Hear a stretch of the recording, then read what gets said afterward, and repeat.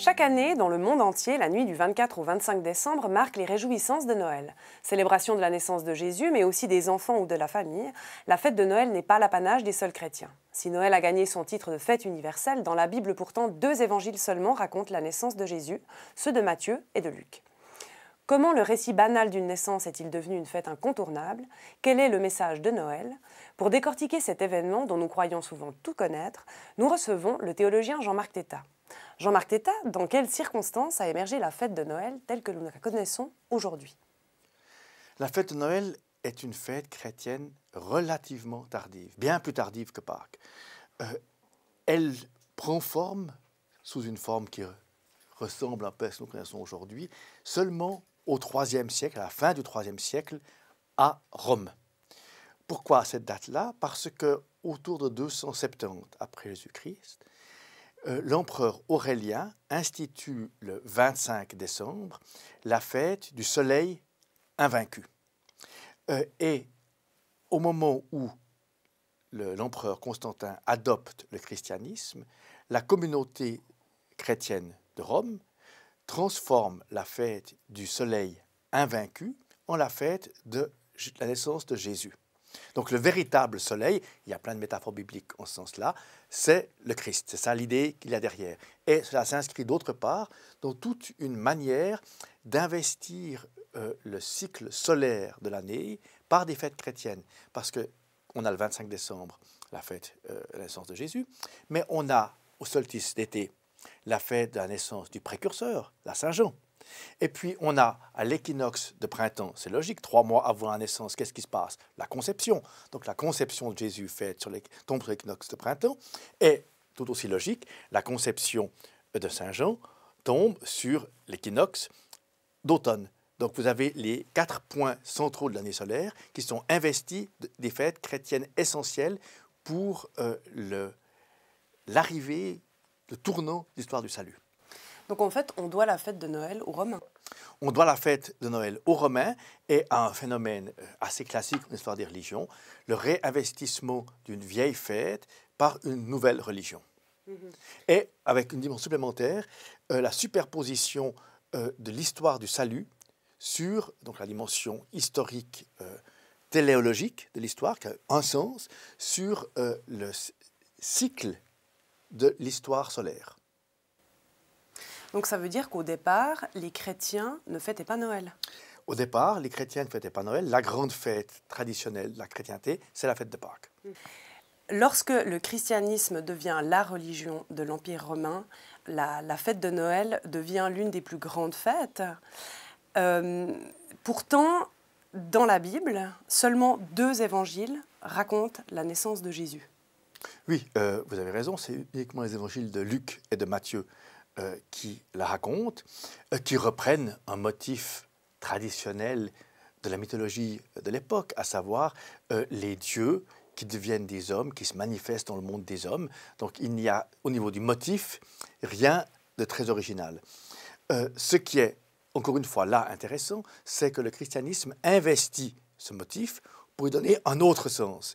Et c'est une des possibilités que le christianisme développe pour dire quelque chose d'absolument essentiel théologiquement, à savoir pour dire que dans l'homme Jésus, Dieu était au milieu des hommes. Et si l'on est attentif aux 4 évangiles, on voit que nous avons 3 positions différentes. Oui, parce que dans les 2 autres évangiles, on ne parle pas du tout de la naissance de Jésus. Non, on n'en parle pas du tout, mais évidemment qu'on doit quand même répondre à la question « Quand est-ce que Jésus est devenu Dieu ?» Ça, c'est une question qui est complètement incontournable. Et on voit très bien, dans l'évangile de Marc, le moment où il est investi comme fils de Dieu, c'est le moment du baptême. Celui-ci est mon fils bien-aimé. Et dans l'évangile de Jean, qui est le plus récent, qui connaissait les 3 autres, et donc qui y répond théologiquement, on a une toute autre position.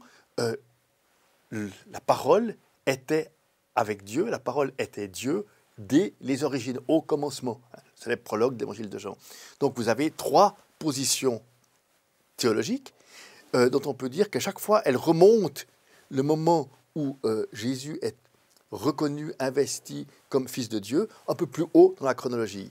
Marc au baptême, Luc et Matthieu à la naissance, ou à la conception, pour être plus précis, et Jean au commencement, à la création du monde. D'accord ? Évidemment, ce qui a marqué le calendrier, c'est la conception de Matthieu et de Luc, parce que c'est elle seule qui permet d'identifier un moment dans l'année qui pourrait être celui de l'incarnation, à savoir la conception, ou de la naissance de Jésus comme Fils de Dieu. Et justement, dans ces deux évangiles, donc de Matthieu et de Luc, qui racontent la naissance de Jésus, qu'est-ce qu'ils racontent en fait de cette naissance? Alors, ce qui est là de nouveau très intéressant, c'est qu'on a ce motif que nous connaissons tous, du petit enfant dans une crèche.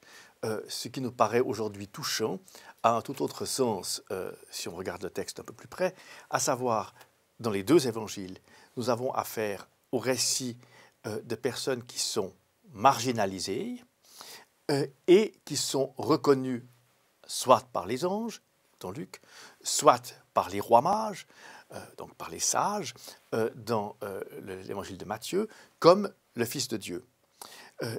La pointe de ce récit est évidemment une pointe théologique au sens le plus précis du mot, à savoir une remise radicale en question de la conception classique du Dieu tout-puissant. Le Dieu tout-puissant est le Dieu reconnu dans l'impuissance la plus radicale d'un petit enfant né dans des conditions de marginalité sociale, donc dépourvu de tout pouvoir. Il faut être attentif à cela. Ce que cela signifie, c'est une vraie révolution de l'idée de Dieu. La conception de Dieu n'est plus celle de la toute-puissance, elle est celle de l'inversion, de l'impuissance radicale, qui est reconnue par les autres comme la vraie forme du divin. Et là aussi, les deux récits mettent chaque fois une pointe spécifique. Dans le récit de Luc, ce sont d'autres marginalisés, déclassés, les bergers qui vivent dans les champs, donc qui n'ont pas de domicile, pas de confort, pas de choses de ce type-là, qui reconnaissent Jésus comme le Fils de Dieu.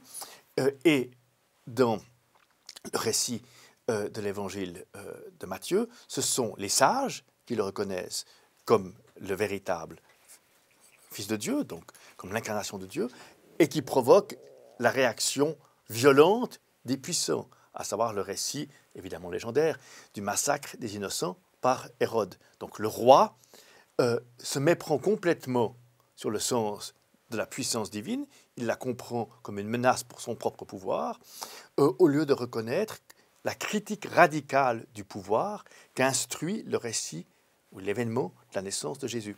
Aujourd'hui, Noël est une fête qui n'appartient plus uniquement aux chrétiens, on peut dire qu'elle est devenue universelle, mais qu'est-ce qui fait sa particularité pour les chrétiens? Au centre de la fête chrétienne de Noël, justement ce moment de la reconnaissance de l'impuissance comme étant le véritable lieu où se joue la crise de la domination et du pouvoir. La mise en crise, la mise en question. Et là, il y a un moment essentiellement chrétien qui vient interroger de façon très forte, me semble-t-il, toutes les pratiques dans lesquelles, en définitive, les impuissants, les faibles, sont marginalisés ou éliminés du champ social. Merci Jean-Marc. Pour aller plus loin, un ouvrage, Paroles de Noël, paru en 2013 aux éditions Labor et Fides. Ce livre invite à parcourir 4 siècles et demi de paroles de Noël protestantes, des prédications, des sermons et des méditations, traduites et présentées par Jean-Marc Tétat. Elles ont toutes un objectif commun, dire Noël dans le contexte et la langue de l'époque. On y trouve des textes de Luther, de Calvin, de Karl Barth et Rudolf Bultmann notamment.